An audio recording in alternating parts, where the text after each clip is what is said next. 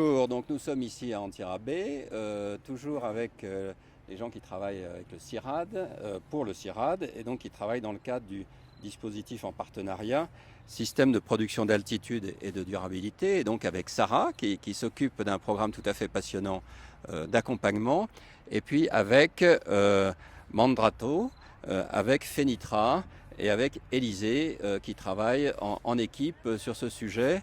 Donc on va peut-être commencer par Sarah. Bonjour Sarah, merci d'avoir Bonjour. accepté cette interview. Est-ce que vous pouvez nous expliquer en quelques mots pourquoi c'est important de faire ce travail, en particulier pour vis-à-vis du changement climatique, mais pas simplement, et qu'est-ce que ça veut dire exactement, quel est exactement ce travail? Eh ben oui, donc on se rend compte que les producteurs malagasy font face à un certain nombre de contraintes. Ils doivent s'adapter face aux effets du changement climatique, mais pas seulement, aussi face à la volatilité des prix, face à un certain nombre de contraintes structurelles. Et donc pour s'adapter, en fait, ils doivent innover, ils doivent changer de pratique, changer de manière de faire, changer de manière de s'organiser. Et donc c'est dans ce cadre que le projet Makis a été construit. Donc c'est un projet qui est financé par l'Union européenne sur le fonds des IRA.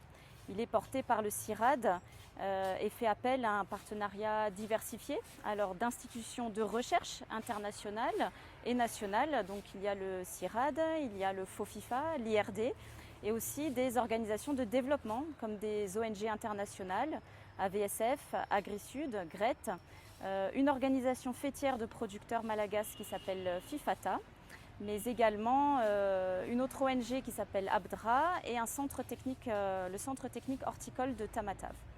Et donc l'objectif de ce projet, c'est de renforcer les capacités des organisations à accompagner les producteurs à innover. Donc pour ce faire, nous nous basons sur un certain nombre de cas d'études, puisque nous sommes partis du constat qu'il y a déjà à Madagascar un grand nombre d'exemples de succès dans les manières, les méthodes pour accompagner les producteurs.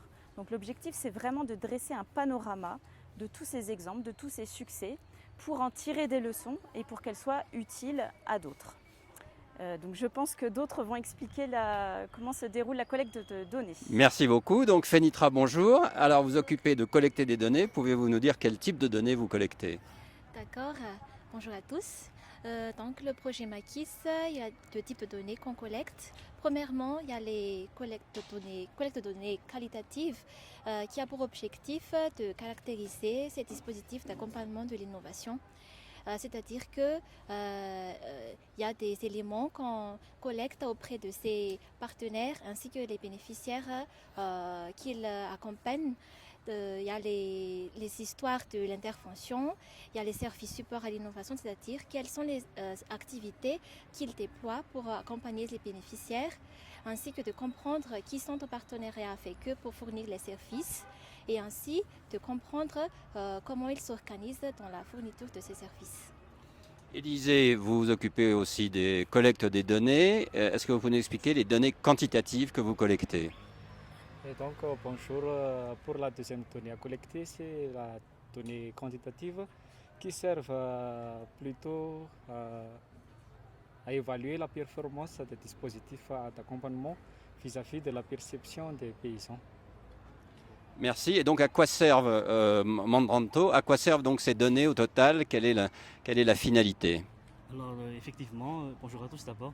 Dans un premier temps, on est dans une phase de collecte de données. Après, on va plutôt entrer dans une phase d'amélioration des dispositifs existants mis en œuvre par ces partenaires pour accompagner l'innovation.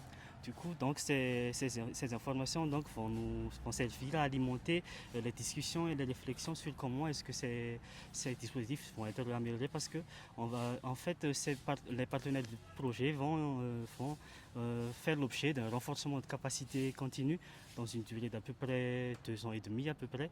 Et ces informations donc, vont servir à alimenter tout au long du processus ces renforcements de capacité. Sarah, pour conclure, est-ce que vous pouvez nous résumer les différents types possibles d'accompagnement que justement vous êtes en train d'évaluer pour que ce soit très concret pour ceux qui nous regardent? Oui, tout à fait. Donc on a tout le système en cascade de formation de paysans relais, paysans multiplicateurs de semences. Il y a les champs écoles paysans, il y a des plateformes d'innovation, Il y a aussi des entreprises privées qui travaillent avec un réseau de producteurs en agriculture contractuelle. Donc c'est tous ces exemples-là que l'on a envie de comparer, de mettre en évidence et pour en tirer vraiment des leçons utiles à tous. Donc là, vous aviez eu une portion en fait des activités du projet. On a aussi une analyse très fine de tous ces processus d'innovation. Qu'est-ce qui fait que ça marche? Qu'est-ce qui fait qu'on rencontre des blocages aussi? On a aussi de l'expérimentation technique, par exemple sur l'amélioration des meules de carbonisation. Donc comment faire du charbon avec moins de ressources et un charbon de meilleure qualité. Comment distiller l'huile essentielle de girofle en utilisant moins de bois. Comment produire des biofertilisants liquides avec de la biomasse produite sur place et aussi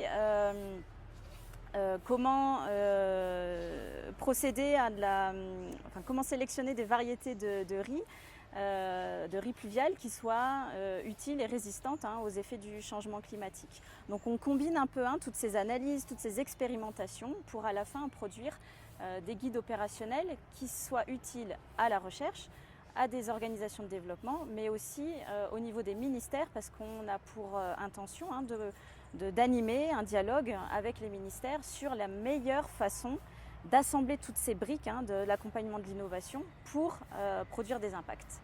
Merci beaucoup et merci pour la clarté de vos explications et bravo et bon courage pour la réussite de ce projet. Merci. Merci.